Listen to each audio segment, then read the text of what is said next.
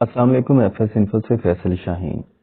جب ایک مداح نے شاہ رخ خان کو عمرہ کرتے دیکھا، نیاز فاروقی۔ ارادہ قادیروا جب مسجد حرم کے گیٹ نمبر 79 کے قریب پہنچیں تو انہیں ایسا محسوس ہوا کہ انہوں نے وہاں کسی کے جانے پہچانے شخص کو دیکھا ہے۔ انہیں پہلے یہ لگا کہ شاید ان کی آنکھیں دھوکہ کھا رہی ہیں، لیکن جلد ہی احساس ہوا کہ واقعی وہی ہیں جنہیں وہ سمجھ رہی تھیں، بالی would super star Shah Rukh Khan.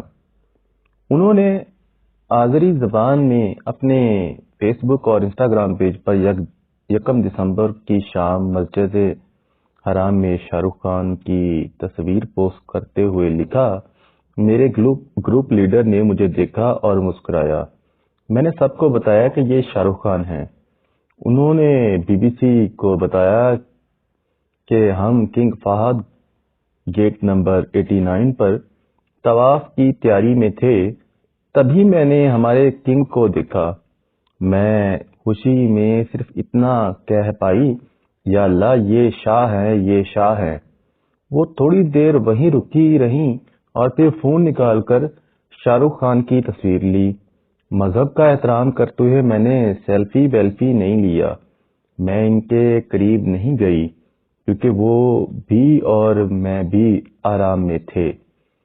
قادیروا نے کہا، ہمیں مذہب کا احترام کرنا چاہیے۔ محبت انا نہیں، محبت کا احساس ہی کافی ہے۔ انہوں نے بتایا کہ وہ شاہ رخ خان کی فلمیں دیکھ کر بڑی ہوئی ہیں۔ وہ کہتی ہیں، ان سے ملنا میرا خواب تھا، لیکن میں نے کبھی یہ نہیں سوچا تھا کہ ہم خدا کی سرزمین مکہ میں ملیں گے۔ انہوں نے مزید کہا کہ میں امید کرتی ہوں کہ میں نے فوٹو لے کر کوئی خلل پیدا نہیں کیا۔ اللہ ہم دونوں کا عمرہ قبول کرے، اور اگر میں نے کوئی خلل ڈالا ہو تو مجھے معاف کرے۔ چند ہی منٹوں میں حرم میں خان کی تصویر سوشل میڈیا پر ہر طرف نظر آنے لگی۔ لوگ نے قیاس لگانا شروع کر دیا، کیا یہ تصویر اصلی ہیں یا نقلی؟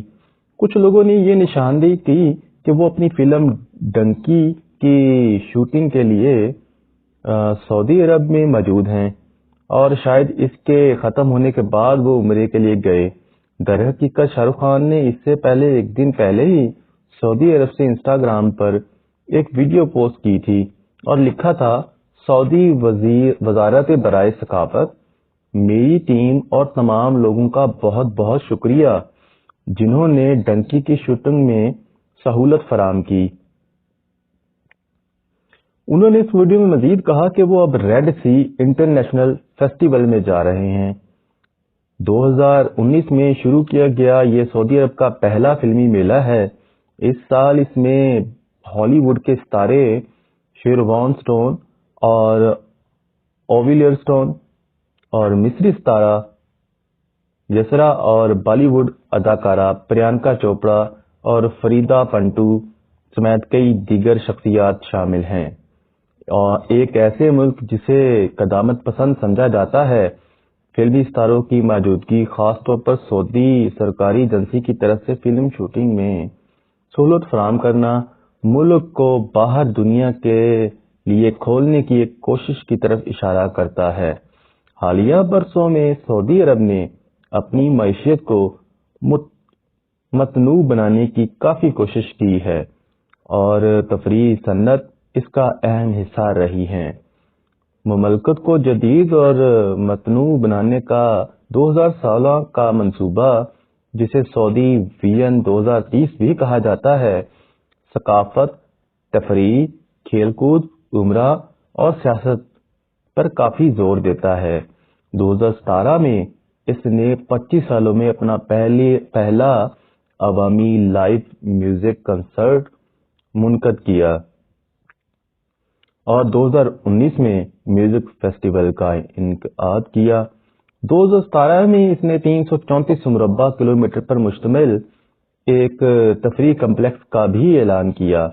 حالیہ مہینوں میں اس نے کنگ فہد اسٹیڈیم میں خواتین کو جانے کی اجازت دی ہے۔ اس نے نئے سینما ہال تعمیر کرنے پر پابندی اٹھا لی۔ ساتھ ہی جدہ میں 2021 میں پہلی فارمولا 1 ریس منعقد کی گئی۔ اسی دوران ریس کورس سے چند میل کے فاصلے پر ہی مبینہ حوثی میزائل حملے ہوئے تھے، لیکن اس کے باوجود ریس جاری رہی۔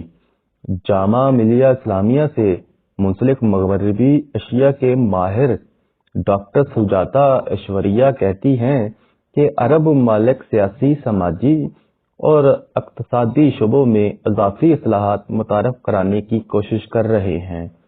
وہ کہتی ہیں کہ سعودی میں نوجوانوں کی ایک بڑی تعداد ہے جنہیں حکومت کو مصروف رکھنا ہوگا۔ اصلاح کی ان میں سے بہت سی کوششیں عرب اسپرنگ، جس میں شمالی افریقہ ممالک جیسے تیونس اور مصر میں جمہوری حکمرانی کے لیے شدید احتجاج کے بعد شروع ہوئیں۔ ڈاکٹر ایشوریا سجاتا کا کہنا ہے کہ یہ سمجھا جاتا تھا کہ عرب اسپرنگ خلیجی ممالک تک ہی نہیں پہنچی تھی، لیکن یہ سچ نہیں۔ ہم نے ان ممالک میں روزمرہ کے مظاہروں کے بارے میں زیادہ نہیں سنا، کیونکہ باہر آنے والے معلومات کو بہت حد تک روک دیا گیا تھا اور چیزوں کو عام طور پر دبا لیا گیا تھا۔ وہ کہتی ہیں عرب اسپرنگ کے بعد عرب ممالک کے درمیان مشترکہ طور پر یہ احساس تھا کہ ہمیں حکومت کی سلامتی کے لیے لوگوں کو معاشرے، معیشت اور سیاست کے اصلاحاتی عمل میں شامل کرنا ہوگا۔ وہ کہتی ہے کہ سیاحت بڑھانے جیسے اقدامات بھی اسی کوشش کا حصہ ہیں۔ سیاحت کو آپ کے اپنے نوجوانوں اور دوسرے ممالک کے لوگوں کے لیے نمائش کے راستے کے طور پر استعمال کیا جاتا ہے تاکہ دیکھیں کہ مقامی لوگ کیا ہیں، کیسے ہیں۔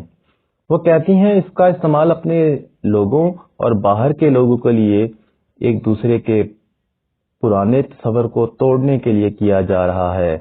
یہ بھی خبریں آئی تھیں کہ سعودی عرب 2030 میں ہونے والے فٹ بال ورلڈ کپ کے لیے بولی لگانے کی بھی کوشش کرے گا، لیکن سعودی حکام نے ان کی تردید کی ہے۔ اس سال کے آغاز میں ملک نے ارجنٹینا کے فٹ بال ستارہ لیونل میسی کو ملک کا سیاحتی سفیر نامزد کیا ہے۔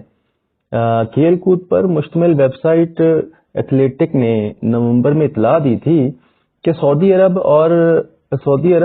اب میسی کو 2030 ورلڈ کپ کی میزبانی کے لیے اپنے پروموشنل سفیر کے طور پر استعمال کرنا چاہتا ہے۔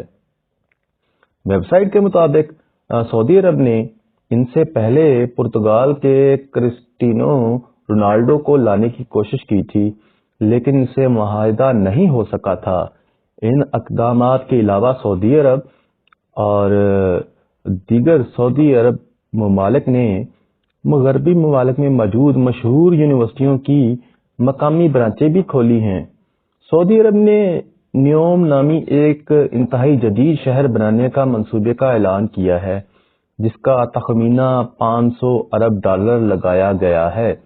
سعودی عرب کا مقابلہ دوسرے عرب ممالک جیسے قطر اور متحدہ عرب امارات کے ساتھ بھی ہے۔